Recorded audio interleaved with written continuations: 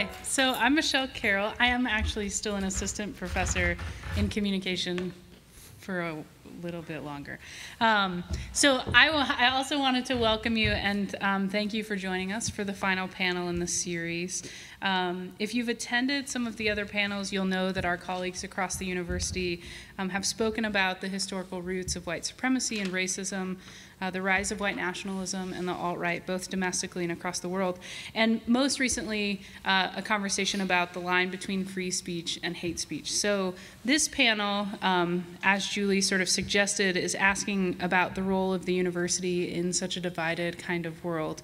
In an effort to answer this question, and trying not to review too much of the content from that's been covered previously, we will start our conversation with the historical roots of the university, its role and its purpose in developing intellectual diversity and an informed, engaged public. We'll chat a bit about the contemporary struggles teaching complicated and difficult history and theories in the face of things like fake news and alternative facts, and consider what responsibilities the university has in determining what speech should be welcomed on campus towards the end of fulfilling the university's public mission, as well as developing its intellectual life. This ambitious agenda will be addressed by our esteemed panelists. We have here Associate Professor of Communication, Asim Nasser. In the middle, we have Vice Chancellor of Academic Affairs and Professor of Geology, Carl Drummond. And on the end over there, Associate Professor of History and Presiding Officer of the IPFW Faculty Senate, Jeff Melanson. So we're just gonna jump right in with the first most obvious question, which is, what is the university, or what has its purpose been? So this is sort of a historical question about the sort of classical roots of the university. So Jeff or Carl, do you want to start us off, and then we'll... Carl, you start. You know, all right. The classical version of that. So the histories of the universities is a long and complicated one that has its origins in the scholastic schools, and then the development of public universities in Europe. But I think of most interest to us is the history of the university system in the United States. And so the university systems in the United States were established in the colonies for the public good, to provide education, particularly professional education, to a group of, at that time, white men who the colonies, the leaders of the colonies recognized that the community needed expertise in the fields of particularly law and religion.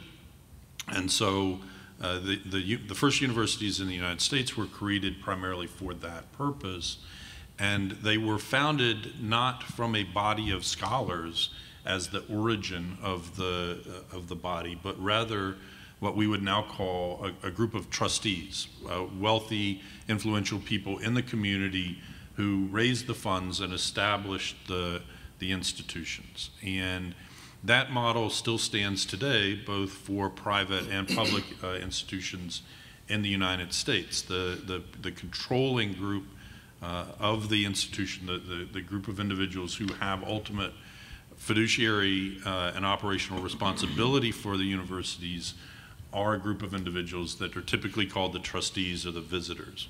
And public universities, they are some kind of political appointee. In private universities, they are typically alumni and wealthy philanthropists, right? So that's the origin of histories in the broadest sense, but of course, particularly in the post-World War II era, there's been an expansion of public education, public higher education, into a broader spectrum of society. Many, many more women. Now, the majority of college goers are women, whereas that was certainly not the case in the 40s. We have access to higher education through community colleges and regional public universities, such as ours, in ways that simply didn't exist in the 40s and early 50s. So there's been many changes over time, and that's going to be Carl's very brief version of American higher education. So I want to pick up from there and talk a little bit about more the purpose of the university, especially in the U.S. context and the early U.S. context. I'm a U.S. historian. I study the founding of the United States. And in the 1780s, 1790s, early republic, the university served a few really critically important functions. One was that it provided students, as Carl mentioned, primarily wealthy white male students, but it provided students with a classical education. And so it even if they were preparing to be lawyers, it was teaching them math and philosophy and ancient Greek and Latin and the arts and a diverse, eclectic background of education. And the idea was that this was the body of knowledge that educated citizens needed to have to be full participants in a society. And that's actually the second important idea behind what the university was supposed to be in the United States, which was it was preparing good citizens. At the beginning of the country, the people who participated in the political system were those wealthy white males who were going to college. It was property owners, it was people of means, and the belief was that if you were going to be an effective citizen, if you were going to be a full participant, whether you're going to serve in public office or just be a voter, then you needed to be well educated, and you need to be classically educated, you need to be broadly educated. I think that the third purpose of the university, and one that's particularly useful for us to think about tonight, is that especially after the American Revolution and after the writing of the Constitution, one of the problems the country faced was that Americans primarily didn't think of themselves as Americans. They thought of themselves as residents and of citizens of their particular state. So if you were from Virginia, you were a Virginian, and that was the identity that mattered. You might happen to also recognize that you're an American, but that was kind of much lower on importance in terms of how you conceived of yourself. And universities were increasingly seen as places where people from different states would be able to come together and start learning from each other. And it would be a recognition of the differences, the different backgrounds we would come from, the different religious traditions we practiced, the different cultural and civic traditions we came from, the different economic backgrounds we came from. People from all these different backgrounds would come together and start learning from each other and would benefit from that nationalizing experience. They would benefit from this. It's weird to call this diversity, but at least the way they understood at the time, this diversity would be a benefit for the students, but also for the nation. And obviously, as we've moved through U.S. history and we've come to recognize the importance of diversity in a variety of different ways, the university has continued to be the place where we're exposed, in many cases, exposing students for the first time to real geographic culture, cultural diversity in ways they probably don't experience in a lot of cases in their primary education up to that point. Do you want to add anything?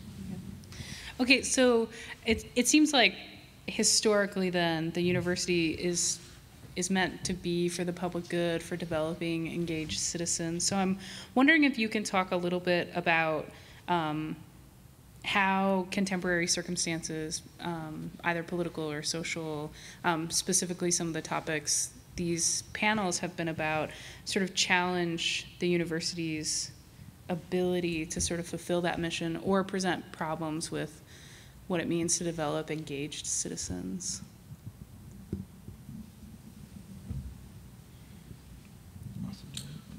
No, please go ahead. I mean, I think one of the important, that we are a well-oiled machine up here, as you can tell. I think one of the things that is challenging, we're going to start to step on the next question a little bit, unfortunately, but I think increasingly one of the things that we're having problems with is that we don't have the same universal understanding of what the purpose of a university is anymore.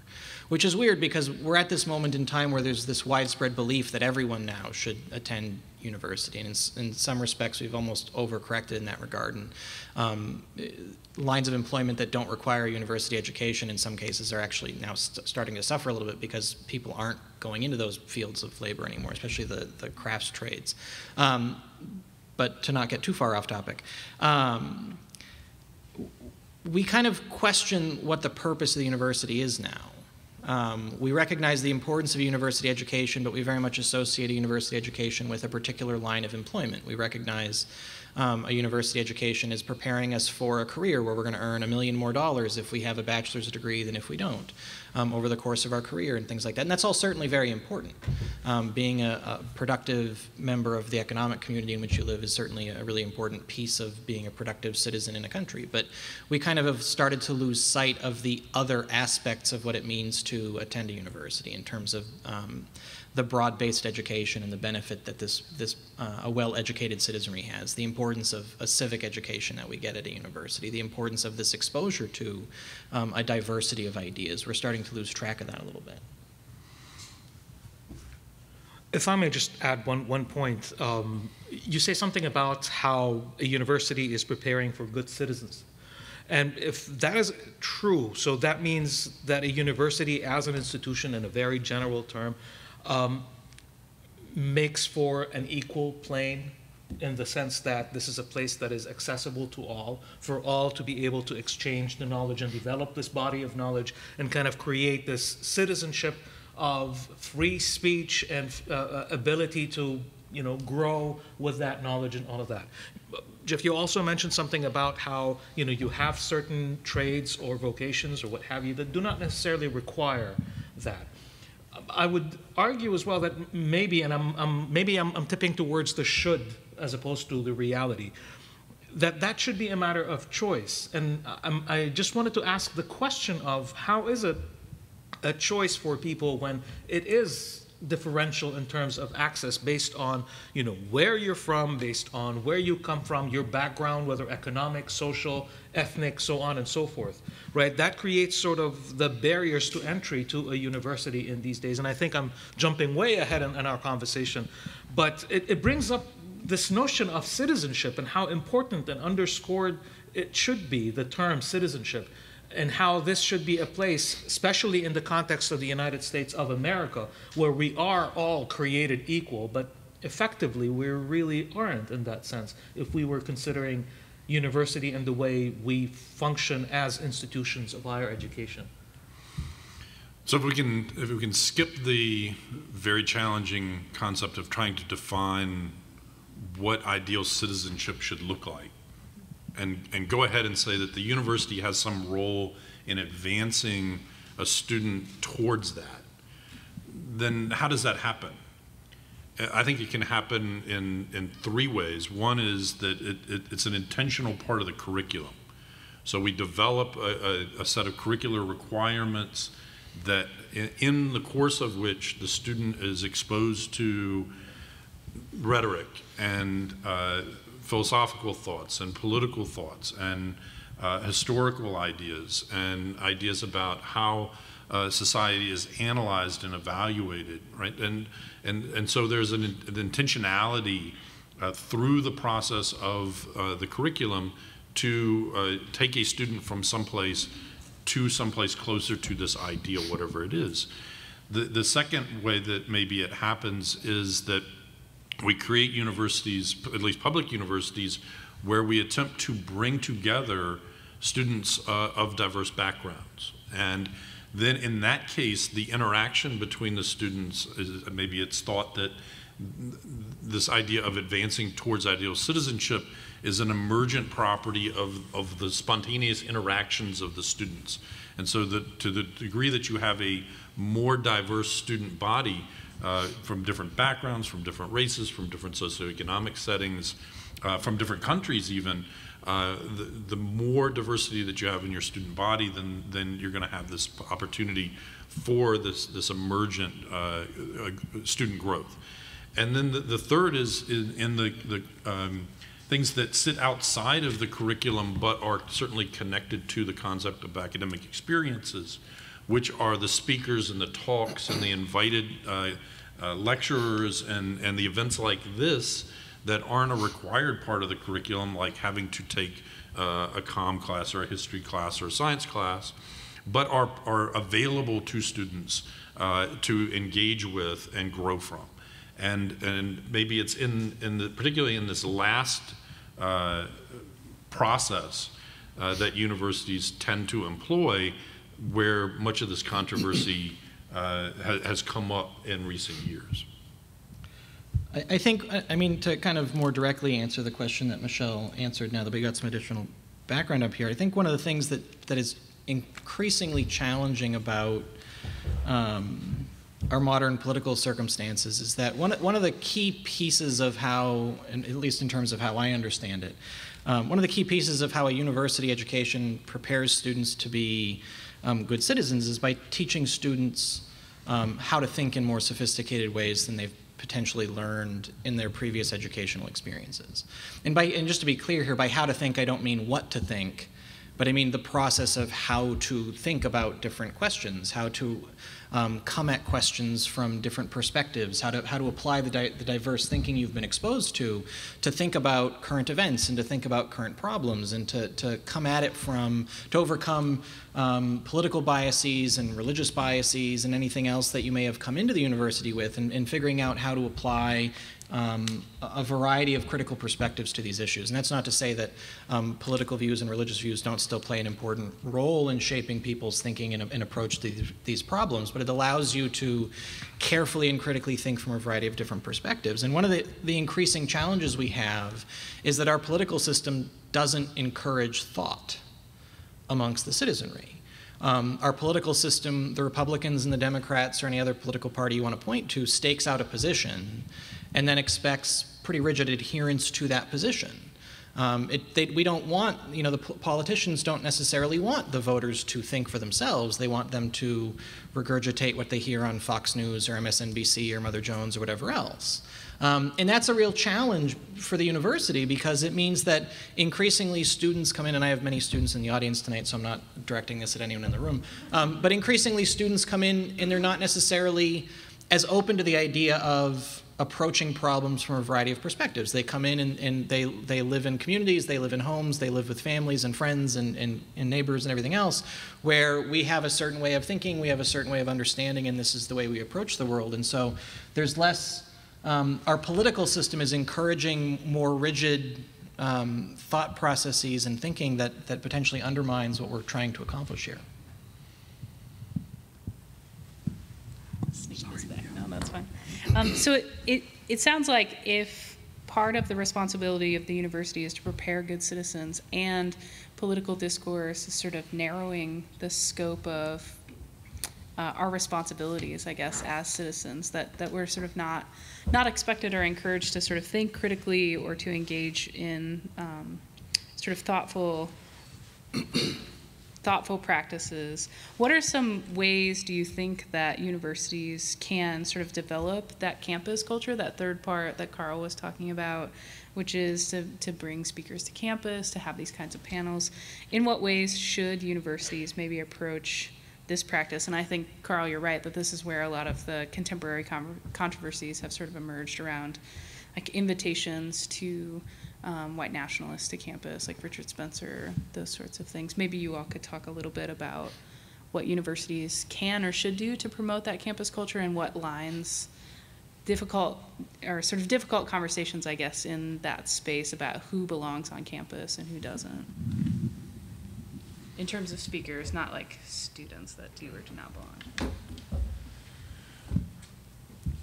I'll start off with, I think we have to reflect back on the historical context of American universities from the Vietnam era, right? And during that time, from the 60s and into the early 70s, universities, many of the nation's most prestigious universities, were viewed by large segments of the population as being centers of leftist or even radical thought. And that has become sort of part of the ethos, or the broad thinking about what universities are and what their role is in society, is to bring students to a broader understanding of liberal or leftist positions. And in response to that, which is from the 70s we transition into the 80s and the Reagan era and the increase in conservatism in the United States, all the way up to today, I think there has been a slow and steady political reaction from the right to what was seen as a position of the past. And as such, there are organizations that have worked hard to get faculty of more conservative views, positions in major universities where they provide scholarship and research in a range of disciplinary areas. There's been a concerted effort by political groups to get more conservative speakers to campuses, to connect with students and have the students act as sponsors for these groups. And that has led to, I think, a lot of the conflict that Michelle is pointing to. I just think about the dissonance between real life experience and college. And I say that from the viewpoint of having interacted with family who do not quite share my political views and so on. We all have these, right? But anyway, there's this kind of belief that, you know, an institution of higher education is very much the ivory tower where, you know, thought happens and liberal ideas kind of get to breed more liberal ideas, and, you know, this whole world is changing at a pace that they cannot keep up with, or changing in a completely wrong direction, right, for these people and so on. I just wonder, given the political climate today, and given, you know, we have a president that many people do not agree with, we have sort of this, I mean, this is the reality that we live in. We're all, I'm sure we're all, you know, I don't need to go back and kind of rehash that. But I kind of wonder, how is education part of this? And it just occurred to me, like from what you said, Carl, that, you know, very much the sense that that kind of education where you get to talk about things that you don't normally talk about in real life is basically the crux of where the conflict is, or the attack is, on higher education. Let me kind of simplify that in a more coherent manner. The sense that college and universities are not accessible to people, in the sense that people are not able to come here and exchange ideas in the way that they can be. The perception out there, at least from my experience with individuals who are on a very different political plane than I am, seems to be under that belief that we are here to attack their sense. And I honestly, having heard these conversations, I cannot see that is, I can see how they can understand that, despite it not being completely true. The reason for my suggesting that is that we use very fancy language. We require admissions, and we require certain barriers for people to be able to talk about things. There is sort of a peer pressure of certain social values and norms and what have you that are not readily acceptable to be talked about on campus. Am I wrong in that, or I see that you're kind of a little right? But I just wanted to bring this up as in, how does this, as an institution or university, create a conversation? As we have become, you know, a political right and a political left that is ever so diverging, rather, right? Where do we stand as people who work in an institute of higher education to bring this together? Because, yeah, while this can be a minority of sorts in terms of how we label our type of thinking as advanced thinking, to many other people, it's just not right, right? So how do we bridge, you know, this conservative belief with the liberal belief and kind of have a meaningful conversation? It goes back to our role as a university in kind of producing this knowledge that is based on facts, events that are actually measurable, applicable, something that we can work with, as opposed to having just simple beliefs. I think I've distracted from this, but I'm just wondering what your input on that is. What's your feedback on this? I don't know if this is going to directly answer your question, but I think one of the, I keep coming back to the Brandeis quote that Julie started with at the beginning, that the way to counter, you know, speech we don't like is by more speech, not censoring speech. And I think one of the answers to Michelle's question is that increasingly, I think the answer to the problems we face as a society is exposing people to diverse ideas, exposing people to ideas beyond what they consider their mainstream, what they consider their primary viewpoint, or whatever else. And because I mean, for me, I recognize that my students come from a variety of backgrounds. They come into the university with a variety of belief systems. They come in, they're different political backgrounds, religious backgrounds, everything else. And for me, I'm less concerned that they leave the university believing certain things. Everyone's an adult. They have the right to have their own belief systems. But what matters to me is that they have those beliefs based on critical thought, and they have those beliefs based on a careful understanding of the subject matter involved, and they're not just blindly accepting someone else's ideas.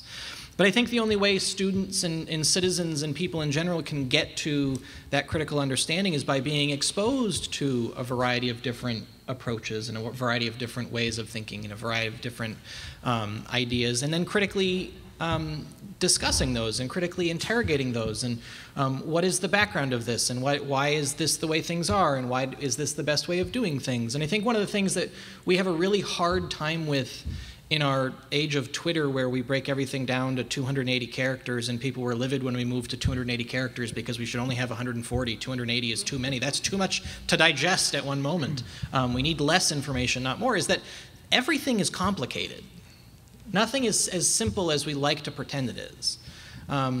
Ideas are complicated, things are complicated, the past is complicated, the present is complicated, the future will be even more complicated. The only way we can really engage with that complexity is by exposure to diverse ways of thinking and diverse backgrounds and diverse concepts, and really thinking carefully about what we believe and why we believe those things. One other thing I want to point out, both Carl and Asim talked about colleges as bastions of liberal ideas, and in many cases I think it's interesting that the liberal ideas that the college campus is most interested in defending at this point are the liberal ideas of the value of diversity, the value of diverse thinking, the value of recognizing the value of people from different backgrounds, and that has somehow, I mean, that is liberal in the classical sense of liberal, but I think it's unfortunate that kind of basic concept is something that we now also associate with the political left as well, that recognizing the importance of non-white male peoples is suddenly something to be derided by at least some segments of the population, and not something to be like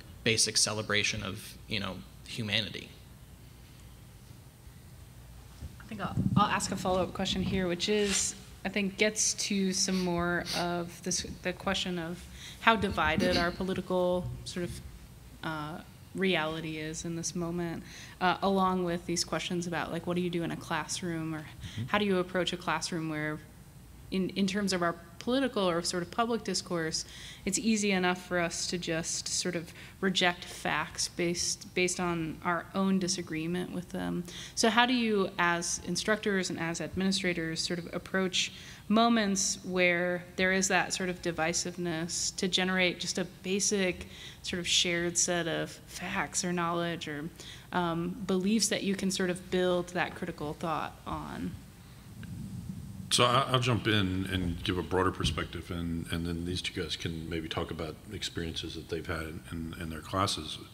But one of the things that I find most challenging and troubling is the concept that university courses or university faculty or syllabi or what have you should somehow come with warnings that we should come to some point in the course material and say, okay, now everybody, we're going to deal with a difficult problem now, and you may not like it, so if you want to leave, you can leave, or what have you. And I think that goes out the door when you sign up for university, right? That is a fundamental part of the experience, and if we have to warn everybody off of difficult and challenging concepts every time they come along, then we probably shouldn't be in the business of what we're doing. It seems to me when the institution and the student agree to go on this journey together, that's the warning, and we shouldn't then have to subsequently deal with the idea that there are trigger words or other kinds of warning devices that have to be held up when we get to the tough bits of the curriculum, because that's where the meat of the curriculum actually is. So I just wanted to kind of lead off with that, and then maybe you guys can talk about things that you've experienced. That'd be great. I mean, for me, what's interesting is, so I teach, as I said earlier, I teach early U.S. history, and I'm a political historian by training and by interest, and so a lot of what I do in my classroom is at various points I use current events to try and illustrate the historical topics, to help better explain the historical topics we're looking at, or to help demonstrate the relevance of the particular historical thing we're looking at. And I mean, what's interesting is the degree to which, so the Confederate Monuments is actually a really good example of how a particular past has become extraordinarily relevant right now, and plays right into this idea of alternative facts and fake news. And so it's what's stepped off this whole conversation, this discussion series, is the white nationalist protests last summer, and then the furor over whether or not we should be removing Confederate statues. And that is very much now understood as a conversation surrounding modern politics, and it's very much become a conversation around white nationalism versus conservative viewpoints versus a variety of different perspectives. And in many cases, it suddenly becomes difficult to have an honest conversation about the history surrounding the Confederate flag and Confederate monuments. And suddenly, trying to explore that history in an honest way can potentially be seen as, trying to spread liberal propaganda or trying to advocate a particular political viewpoint, when that's not the point at all. And so I think the way you handle that is not by avoiding those conversations, is not by avoiding studying those questions, but instead bringing those questions right to the students and trying to, really confront students and trying to confront the different peoples you talk to with these historical realities and with the evidence that exists about demonstrating what the Confederate statues represent, and how do we know what they represent, and how do we know they represent racist ideas? Well, we can go back and we can look at who are they representing. Well, they're representing people who literally said they were seceding from the Union because they believed in slavery and were trying to protect slavery. So if we want to take these historical actors at their word, this is what they believed in. So maybe we should understand these people who said they believed in slavery as representatives of slavery. Now let's look at the people who were putting up these statues. It was people who were fighting against the granting of voting rights and of civil rights. And it was, they were put up by people who were actively trying to be white supremacists in their communities. And so maybe we should, if we're going to trust the people who are being commemorated and then the people doing the commemorating, well, it's pretty clear at that point that these are symbols of white supremacy, that these are symbols of racism. And that it's not a liberal point of view to go back and look at the historical facts associated with these things. And I think that's the difficult thing. Everything becomes a political question, when in many cases these historical questions are very apolitical. There's a series of relevant historical facts that we need to look at and we need to understand. But again, I think the way we broach these things is by broaching them head on. I mean, I've talked more about Confederate monuments and the meaning of slavery in this academic year than I have the entire rest of my career here at IPFW combined, because I think it's important to engage on these questions with students. I very much agree with you on this, in the sense that I find it also very challenging. My courses are about media, global media, representation of identity, cultures, and so on and so forth, which we know media in the United States have really no problem with whatsoever. But I do see the challenge in that I am the challenge as opposed to just talking about the issues, right? Because I feel that I come with my own biases, whether intentional or not. I do have a political standpoint, and I am a human being after all. While I try as much as possible to, stay away from that, my objective in my courses is to afford students the tools with which to work to kind of analyze or come to their own conclusions.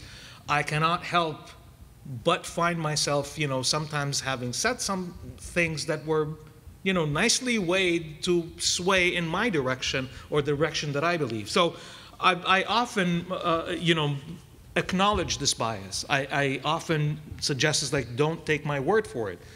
But it kind of makes me think about the textbooks or I keep hearing students talk about their history textbooks from their high schools or elementary schools and whatnot, and how, they take certain facts and they kind of make slavery as a form of immigration as opposed to abduction and so on. That's just a mere example, right? I mean, I'm not the historian on this table. I don't want to step on your field of study, Jeff, but I kind of think about how this knowledge, this forum, this platform of imparting knowledge, I should say, when it seems to be more of a top-down model, but how this power holds so much in terms of responsibility, because in a way it is political, no matter what the subject is. And I think I just want to open this up to see what you guys think about this. I mean, I think the textbook thing is really interesting, and this is related, but maybe stop me if I go too far afield. But like, I mean, if you're a textbook publisher, especially if you're publishing in the primary education market, like the middle school, high school market, you need to be able to sell your textbook in Texas. Mm-hmm. You know, Texas is the biggest market, and so you need to sell your textbook in Texas, which means that if the Texas school board doesn't want to see certain facts represented, doesn't want to see certain ideas represented, then you're kind of stuck by the marketplace. You know, at this point, the marketplace of ideas is limited by the capitalist marketplace of we need to sell our textbooks. And that becomes a real challenge. Now, I mean, I think the one thing that's important for us to remember is that I don't think there was ever a point in our country's history where students, I mean, everyone in here most people in here have been through the American education system. So they took U.S. history in elementary school, and then they did U.S. history in middle school, and then they did U.S. history in high school, and then they did it again in college in most cases. And you learn the same sets of things over and over, and either you have no recollection of what you learned the last time, or everything you do remember is something you just learned is wrong the next time you learn it. And I don't think that's changed I don't think that's any different now than it used to be. I just think now the things we focus on are much more political and related to current politics and political standpoints than they maybe used to be. You know, but I still remember being in, you know, my college history classes, that's not what I was taught in high school. I read the completely different thing in high school. And so I think we're still experiencing that. It's just much more, things are much more loaded now than they used to be.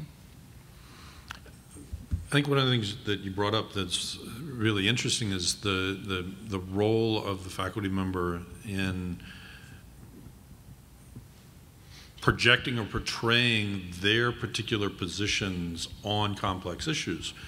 And I think that we have to recognize that bias will always be present in some way if we're interacting as a human being, right? But what's important is, and I think that what faculty struggle with and by and large do an amazing job with, is separating out a personal position from the task of engaging the student in critical discourse. And part of the discourse is that you have to have a position. And so it's natural that you would have a position that's most closely akin to your core position. Right? It's easier to begin a conversation from that point with the students than to say, okay, now I'm going to pretend that I have this view, and we're going to engage around this concept. You could try that, but it's not going to be nearly as authentic as if you at least enter the dialogue with the students from a position that you already hold. But that's just, and that's where the great difference is that the task of the faculty member is not to indoctrinate the student to a particular set of positions, but rather take them, as I said earlier, on this journey of interaction and discovery. In that process of interaction, the goal is to have them grow in their thinking, not to come to wherever the faculty member is, but to grow in their own capacity to evaluate the things that Jeff has talked about, the ways of knowing that are associated with disciplines. And so I think that we as faculty should never be afraid of a personal position if we use that as an entry point to an engaged conversation.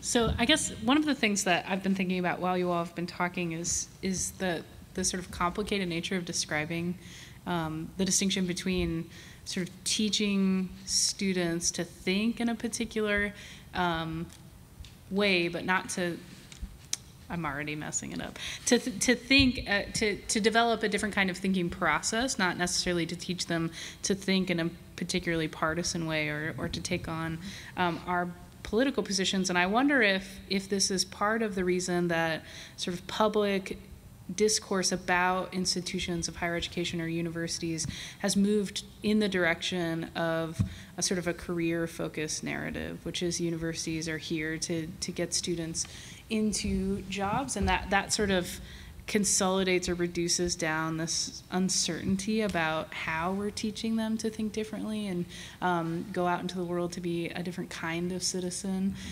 These are just parallel discourses that seem to be happening kind of at the same time, and maybe that resonates with you, or maybe it doesn't. But wondering if you could chat a little bit about how you see some of those more national narratives that downplay this sort of critical role of the university and sort of bolster a more specifically career-focused conversation about the university role. I mean, one of the things that I think is hard to unpack about the transition to the more career-focused job training role of the university is, I think one of the things that's happened is that in the last 40 years, more people go to college. And I don't just mean that the population has grown so that there are more students in college, but I mean a broader cross-section of America goes to college.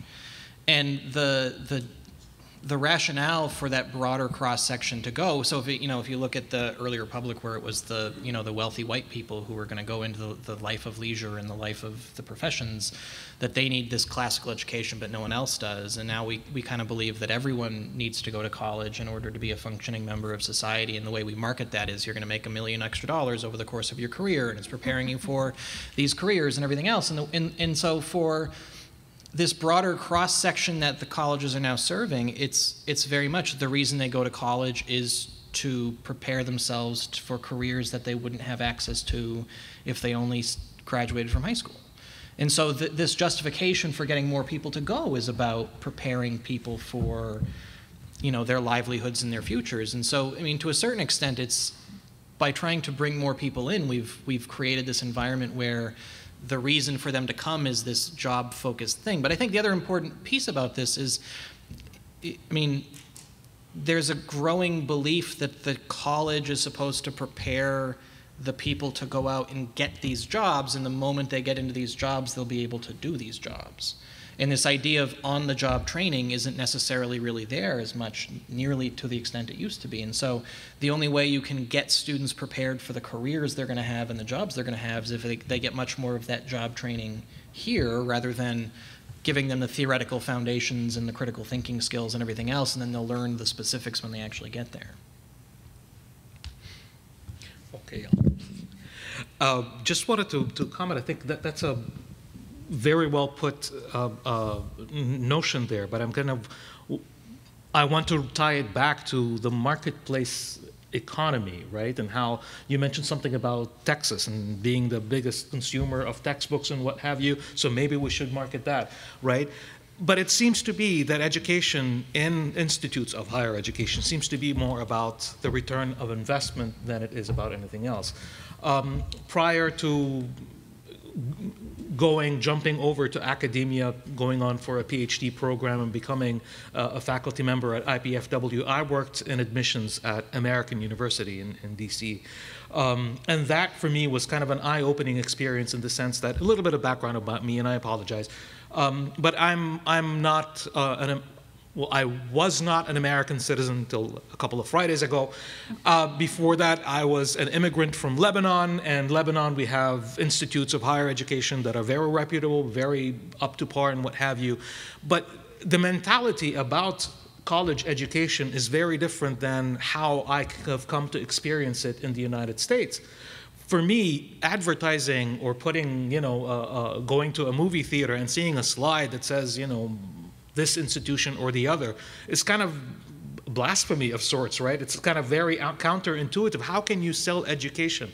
But it is about this, right? Because every other billboard that you see about one university or the other in our town here is about a career. So how much money am I paying and what am I going to get from it? This sort of an attitude that turns us into basically worker bees as opposed to thinking individuals is basically what is problematic about it. And it goes back to the earlier point that we made in terms of being preparing good citizens, right? Because citizenship is not really about producing, making money, and paying taxes. Citizenship is being engaged in your community, knowing the world around you and acting upon that using that information to leverage your life and other people's lives as well. And that is not exactly what is happening in this world today, right? We kind of end up being about the job and not about anything else, which also come again from the flip side, that, you know, how admissions offices work and how, in the sense that, you know, we need to have more enrollment.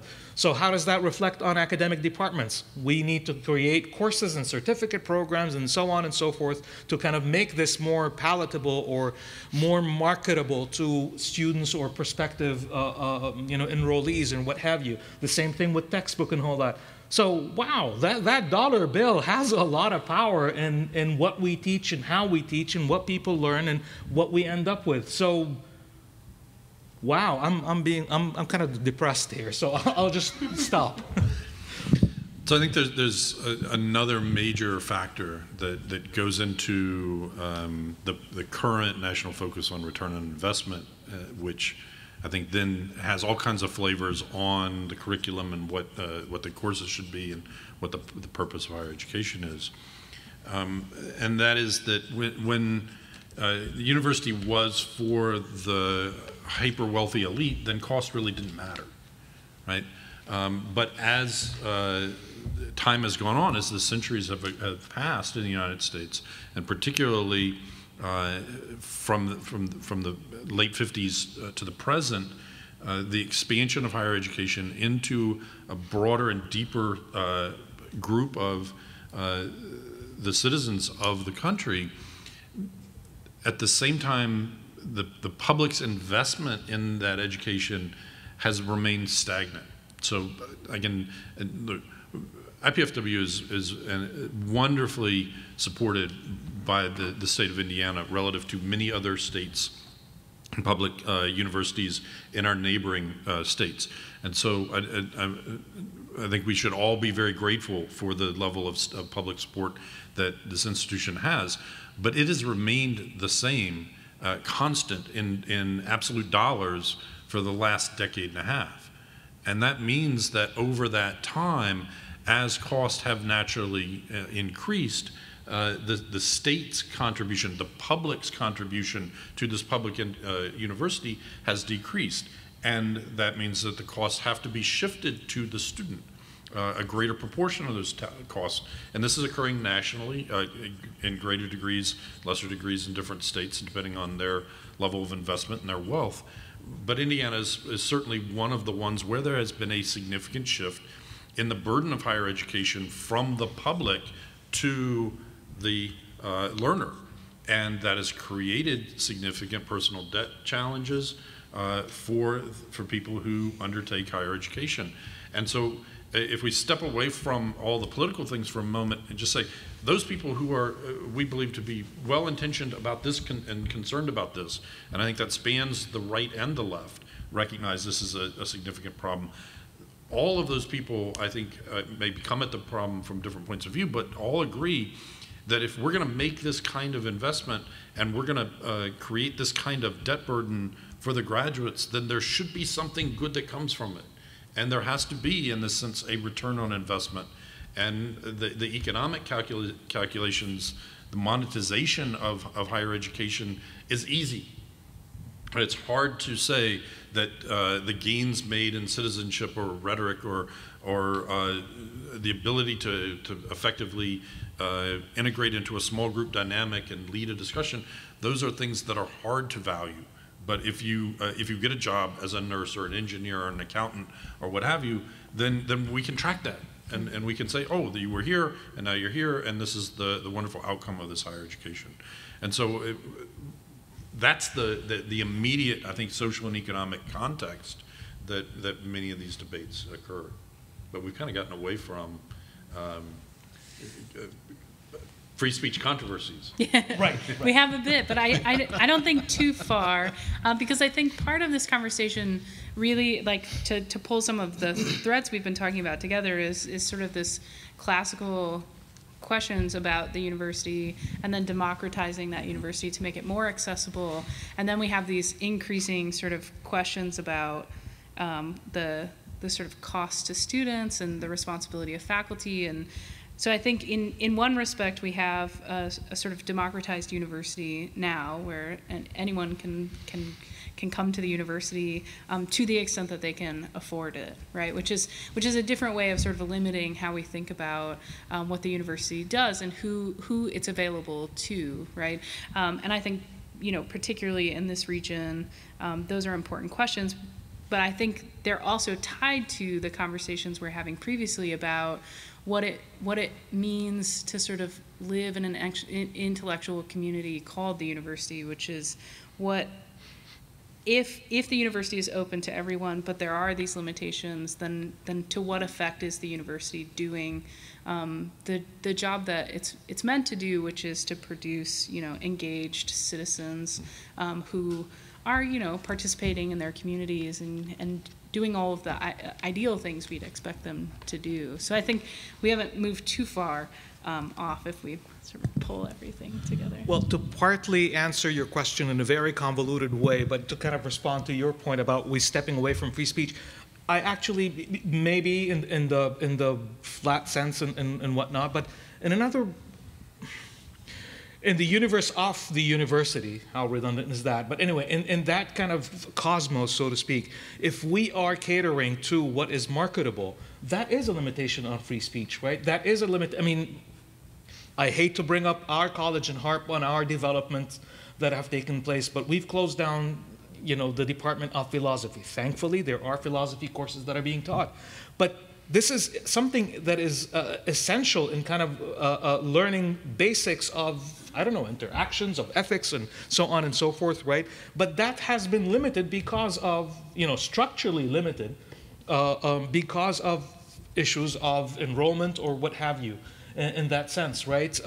We find that, I don't believe that I should be going there, but I will anyway, look at the School of Music, right? We're being, part of the courses are moving out, if I understand this correctly, to Sweetwater.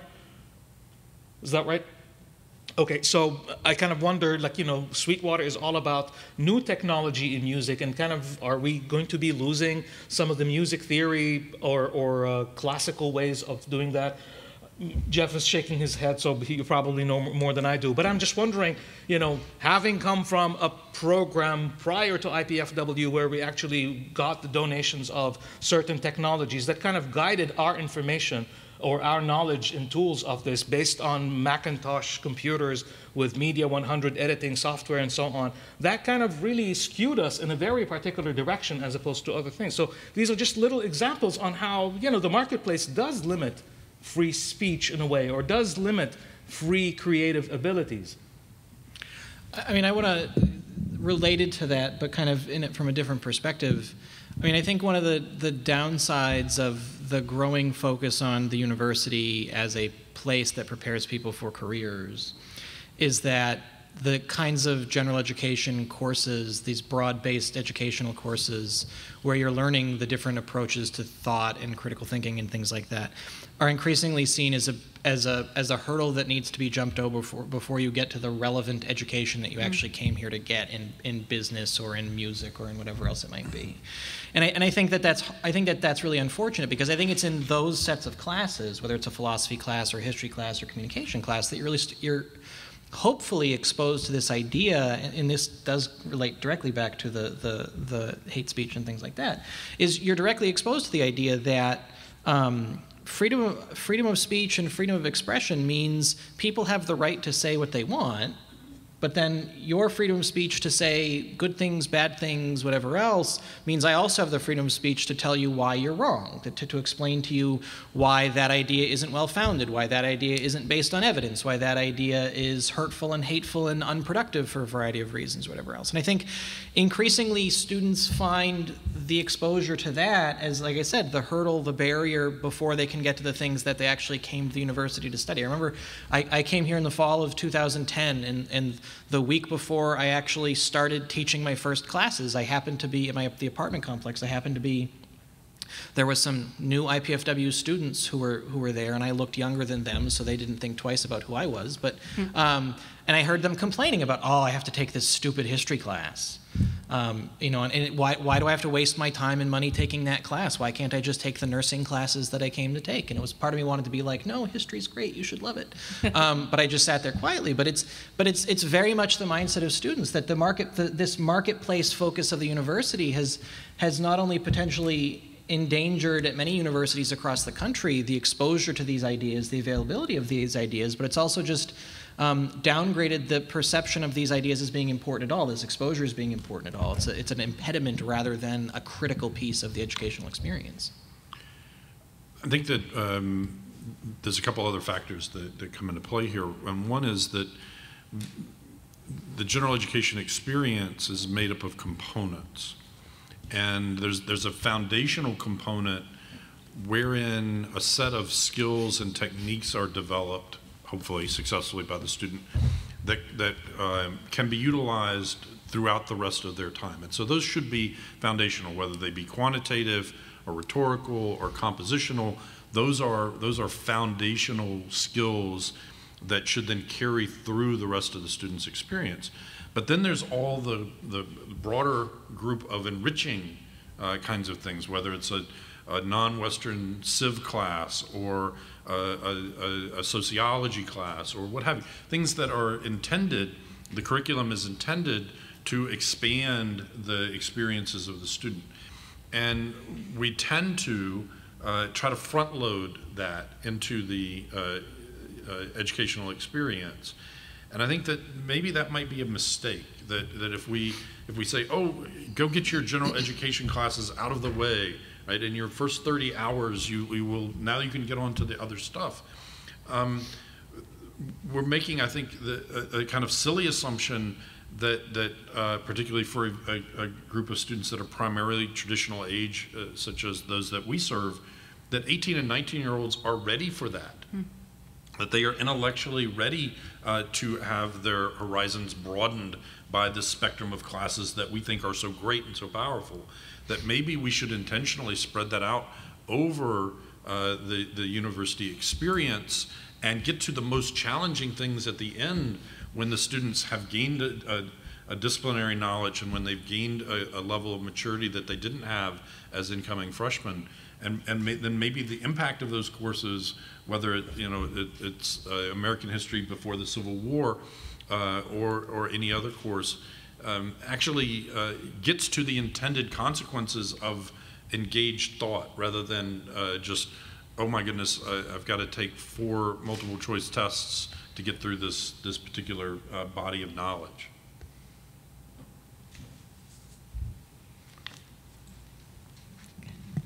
So it's just about 8 o'clock, and I think we have till 8:30, is that right? As long as you guys want to go. Okay. We've got the space for tonight. Okay. I guess one of the questions I want to get to, make sure we talk a little bit about the hate speech, free speech conversations, particularly around what the university should do. And I realize that IPFW itself hasn't had these controversies, so it's sort of hard to ask questions about them in sort of the abstract sense, which is like we've not invited Richard Spencer to come speak on our campus and had to deal with some of these questions, but it is a question that lots of universities are managing, and it does seem like a conversation we should probably have before something like that happens. So to what extent, so this part of what Jeff was just talking about is sort of the conversation about you have the right to say hateful things and people have the right to respond to them. I guess the question I want to ask is to what extent does the university have to tolerate those hateful things in an effort to generate free speech or to allow free speech on campus? Are we obligated to host those sort of hateful expressions of speech in an effort to sort of demonstrate the university being a space for public debate or engagement, which I think is sort of the core of the broader national controversies that are happening? Well, as the beleaguered administrator on the panel, as the introductory remarks suggested. I'd say that universities have been caught out a little bit, right? Because they have held themselves out to be places where all speech is valued, right? Where there is an opportunity for free expression of ideas. And in the Brandeis concept, then you create this space of open conversation, and if other participants don't like it, they're free to carry on with their own speech.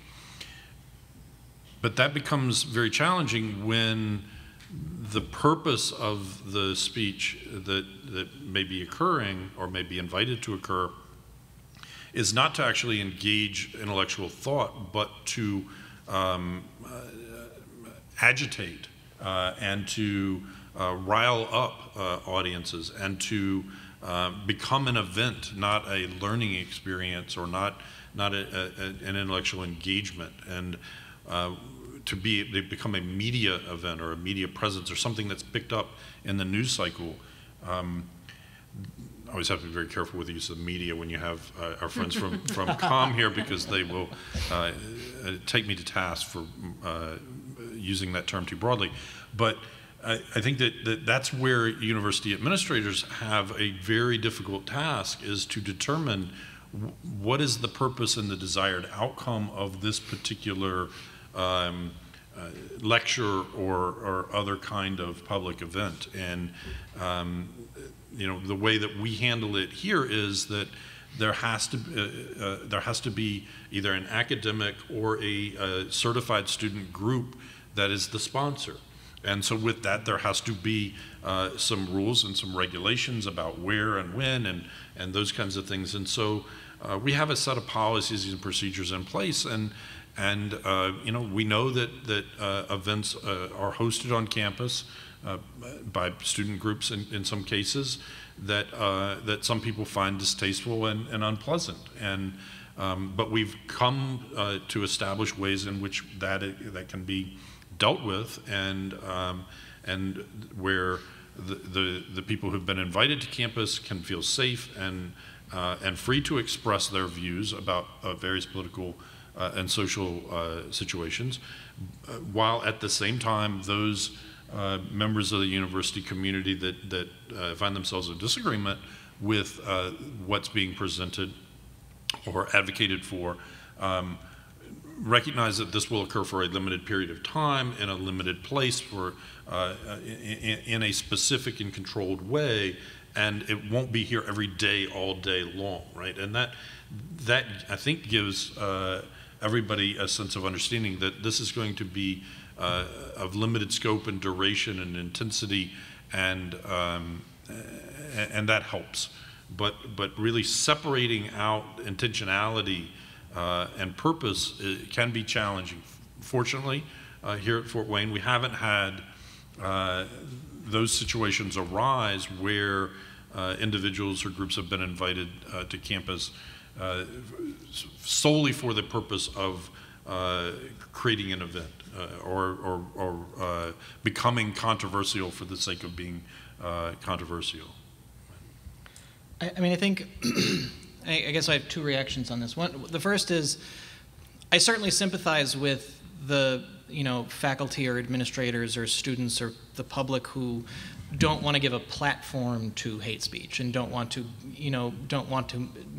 help in the spread of those kinds of ideas. But at the same time, I think if we're really embracing what the purpose of the university is, then I think you do need to give the platform to those ideas, and then you need to, if you disagree with those ideas, you need to take that as the opportunity to create educational experiences that provide alternative viewpoints, that provide more critical thought, that provide more critical interrogation of what these ideas are and why do we think those ideas are wrong, and why do we describe this set of ideas as hate speech, and why do we object to that? And we use that as the opportunity at the university to educate.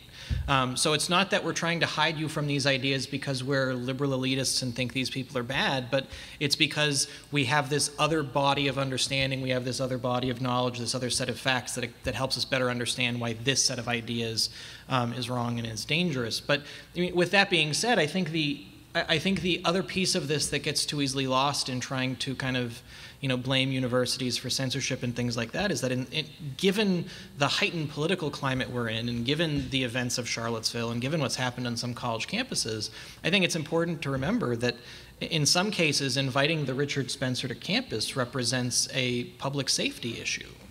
If you are, if the campus white nationalist group has invited Richard Spencer on the most liberal campus in the country, and you have every reason to expect a full-throated protest that could lead to violence and could lead to things like that, then I think it's logical to say maybe this isn't the safest environment for this to take place in. Maybe there's broader concerns beyond speech here that dictate why we shouldn't let this particular event happen, or why we need to regulate this particular event in certain ways. And I think it's important that we recognize that not everything is about silencing some ideas or privileging other ideas, and sometimes there are these other concerns as well. Can I ask another sort of more pointed version of this question, I guess, which is, it sort of gets back to the conversation we were having a little bit earlier about establishing a shared set of facts and a shared set of knowledge. Is there a point at which the university or people who are making decisions at the university level just agree that some knowledge that is sort of disseminated by some of these groups is just plainly false, right? So like we could probably agree like racist sentiments and white nationalist sentiments are in fact like not like the messages or sort of the knowledge that's being disseminated in those situations is just fundamentally not true. Like the overwhelming evidence we have for these moments or these conversations is just sort of on the other side of the question. So is there a point at which we just agree that the purpose, I guess, and this gets to what Carl was talking about in terms of intentionality and purpose, is like the Richard Spencers, they're certainly there to create an image event, to generate sort of media coverage and those sorts of things, but also there is maybe a question about to what extent the university can sort of say, we've done a lot of thinking and researching on these topics, and these things these people are saying are just false. They're wrong. So to what extent should a university sort of welcome that kind of conversation onto campus? And does that really sort of generate the kind of debate and intellectual discussion we're looking for at the university level? I have something else to say about something else. Yeah. So to take it a little bit outside of the political domain, so this past fall I taught a geography class. And I didn't have people protesting my class saying the earth is flat, right? But imagine the situation that happened, right?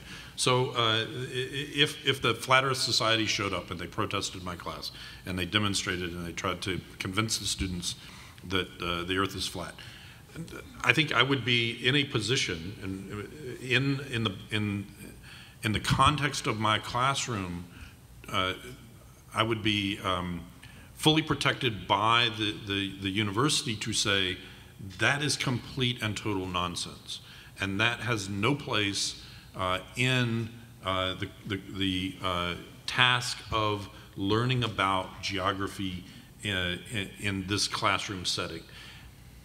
You're happy to believe that the world is flat, but we're not even going to entertain it because it is complete and total nonsense. And I think that there are aspects of these dialogues and debates that we can, from a curricular standpoint, say we're past that. We're not going to entertain that, right? The economic utility of slavery, right? We're not going to entertain that as a discussion point. But then in the open context of the university community, not in the controlled setting of the classroom, it becomes more complicated, right? So if the Flat Earth Society decides to protest out on the Science Mall, and they have a student organization that supports them, and they take care of all the paperwork, and they do everything in the right way, then they have as much right to be there as anybody else that's been invited to campus. So the separation between the domain of the classroom and the curriculum and the broader conversational space of the university as a public institution is more complicated, I think. I hate slippery slope arguments, but I think this is, despite talking about it all the time in one of my classes, but I think this is the kind of question that gets to the slippery slope, though, which is who makes that decision? And the moment you make that first decision that this conversation shouldn't happen, this set of knowledge, this set of understanding, this set of alternative facts, whatever else, shouldn't be welcome on the campus, that's censorship. Whether you like, whether the censorship is well intentioned or not, it's still a version of censorship, and so you end up in a situation where, you know, where do you draw the line at that point? Once you entertain that question, you have to start saying, well, this is what we're not going to allow this, but then other things are okay, and suddenly it just becomes you're applying at that point your own set of beliefs to. And so for me, it's less about saying this event or this speaker or this idea shouldn't be allowed on our campus, but instead it's very much then becomes about how are we going to shape a campus conversation around this event to help our students, to help the public, to help the community understand why this set of ideas isn't right, isn't welcome, isn't, you know, the ones we should be sharing. But I think this is exactly where the notion of power comes in, because it's in the eye of the beholder, right? It's in the argument that they make about an argument, right? And this specifically resides in the powers that be, right? And the powers that be could be, you know, the endowment that the university enjoys, the funders, the so on and so forth. So like one example can be of how, you know, if you question the United States policy in Iraq, you know, you're not patriotic. If you take the other form and so on, you're being against this or anti this and what have you, right? So yeah, this is very much a critical point here. I wanted to just step back a little bit away from the question that you asked and kind of go to more practical things in terms of what students can't afford to do, right? We are faculty. This is brought to you by the Office of Diversity and Multicultural Affairs. There's a department that actually underscored, that brought this to our attention and advertised it and printed it out and basically used, you know, the connections on campus to do that. When students need to bring an issue up, they find like a lot of red tape in doing so, right? They have to go through certain IPSGA, I think. They have to be sponsored by that. And yes, there is a reason for that, because you don't want every other shop to kind of, you know, open up a conversation about God knows what. But they are running through some red tape issues here, and where you post advertisements for it, if you can afford to have advertisements for it, and so on and so forth, right? I mean, I think we also, I mean, we have a television here in our midst, and some other events are advertised on local radio stations. So these resources are readily available for some people, but they're not readily available for others. So I think it's about the access and the equality of the voice and how well these voices are heard.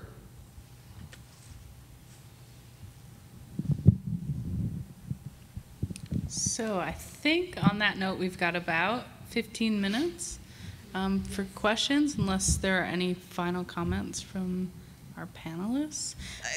I guess my question is this whole debate about you know, my set of facts, you know, is my set of facts, and you know, you can have your own facts and that sort of thing. Is that sort of like the full flowering of that whole anti-intellectual phenomenon? That's probably a Jeff question. It's probably a history question. But. So for me, the anti-intellectualism goes back to the election of Andrew Jackson over John Quincy Adams. So Andrew Jackson was the man of the people. He didn't have the great education. John Quincy Adams was the son of a president, and he'd spent half of his life in Europe before he really became a full public figure. And you know, he had that classical education, and he kind of lived this very eclectic lifestyle. And then Jackson comes in, and he's, you know, a hunter and a military man, and he's, you know, in the modern parlance, he's the guy you'd want to have the beer with, whereas Adams was very unpleasant to be around, in part because of how snooty and, you know, elitist he was in some respects. And I think the reason people responded to the Jacksons of the world and stopped responding to the Adamses of the world was because of, you know, Adams was seen as representing those rich white men in one set of political interests, whereas Jackson was seen as representing the mass of the people. You know, Jackson was seen as representing the common man.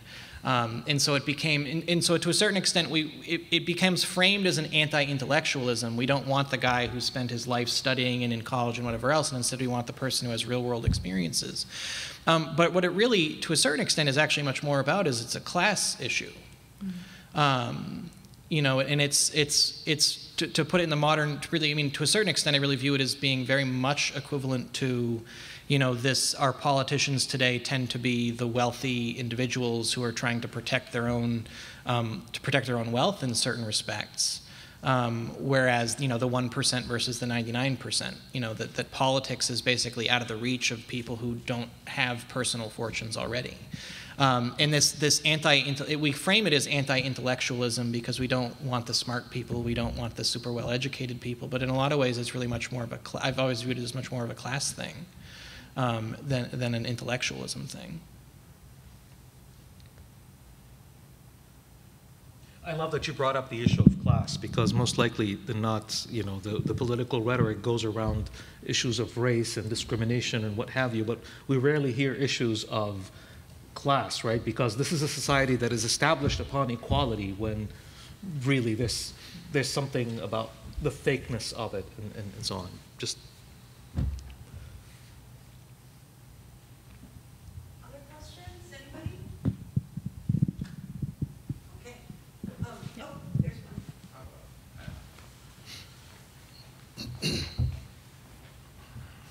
You guys are talking about the purpose of the university. I went through the university experience, and I can just kind of talk to you and share to you how it helped me. Basically, it sharpened my mind. It basically was how should I put this? It wasn't a sparing of the rod when it came to my ideas, and I think that's very valuable when you talk about a transference of knowledge and ability to a citizenry. So in that respect, it helped me to become actually smarter. My lateral thinking went forward on this, and I'm sure my general IQ went up a little bit as a result too. And I remember when I was a sophomore that before then I was unable to write that well, and all of a sudden it just started to click with advanced training. And like you said, there's a barrage of new ideas, and you're challenged, and your mind becomes more malleable, becomes more plastic. And I think that's the key to becoming the people that we were always meant to be. An individual is the concept of the individual is one thing, but an individual does not exist in a vacuum. It has to play out with other people.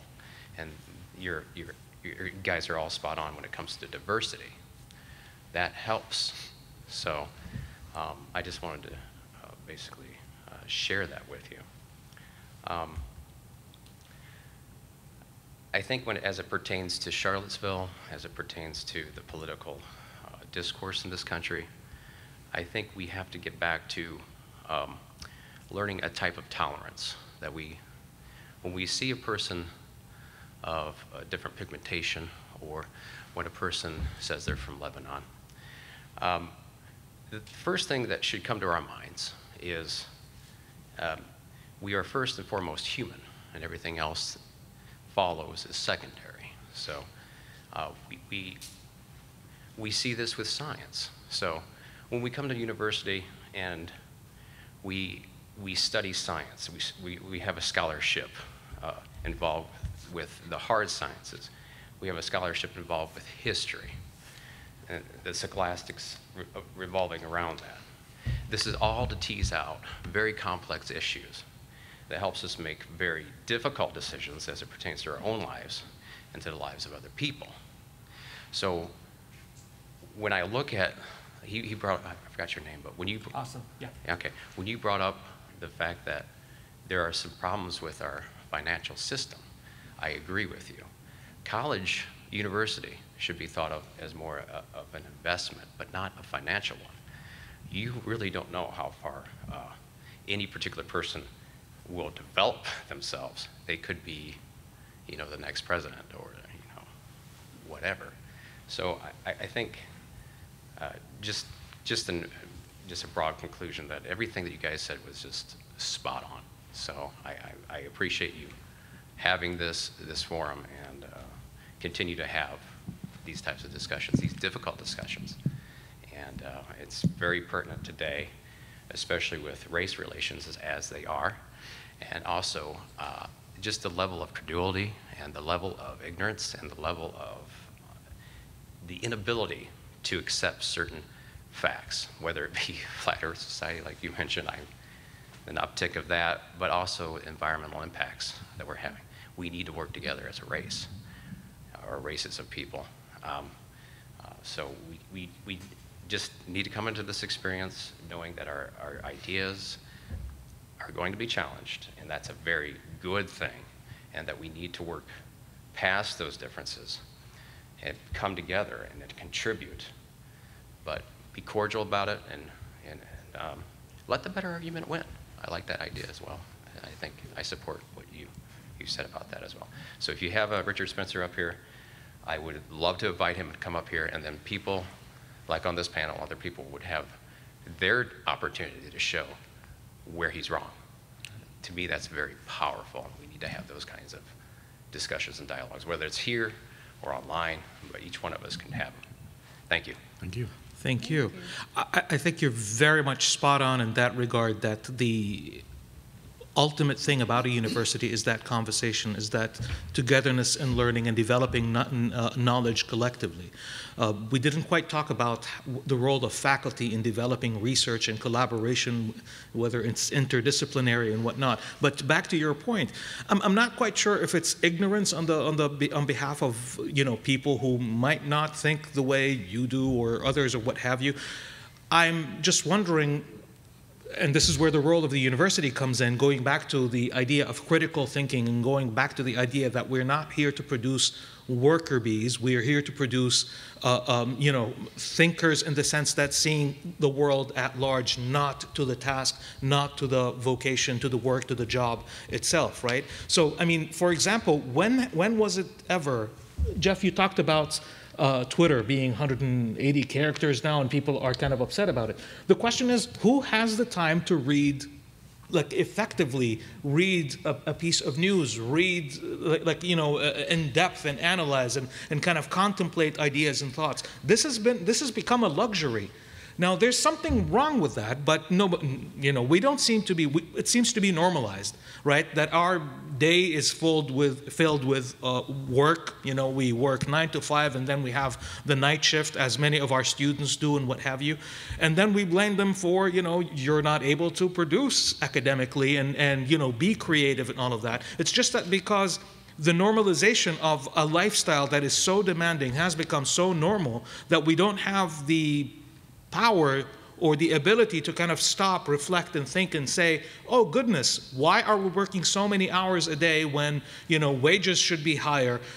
There are certain human needs and human rights that should be available to us as people who have daily jobs, to be realistic and to live meaningful lives beyond producing, right? This is where the university should be, as opposed to kind of creating, oh good, you go be an engineer, you go be a nurse, you go be, you know, a welder or something.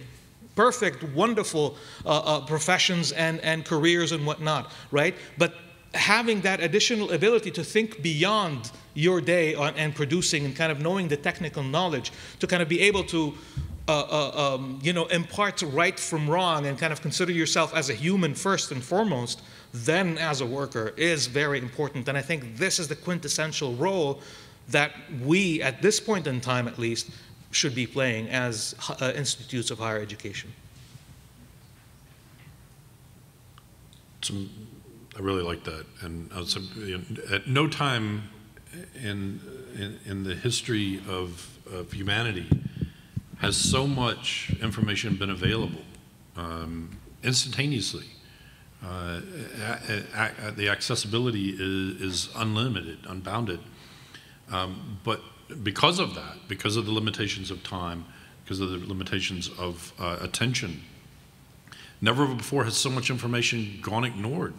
And that, I think, is a major problem. And so maybe one of the goals, the outcomes of higher education is to empower and enthuse its graduates to remain connected with that body of knowledge and to grow, whether it's through podcast or going to the library or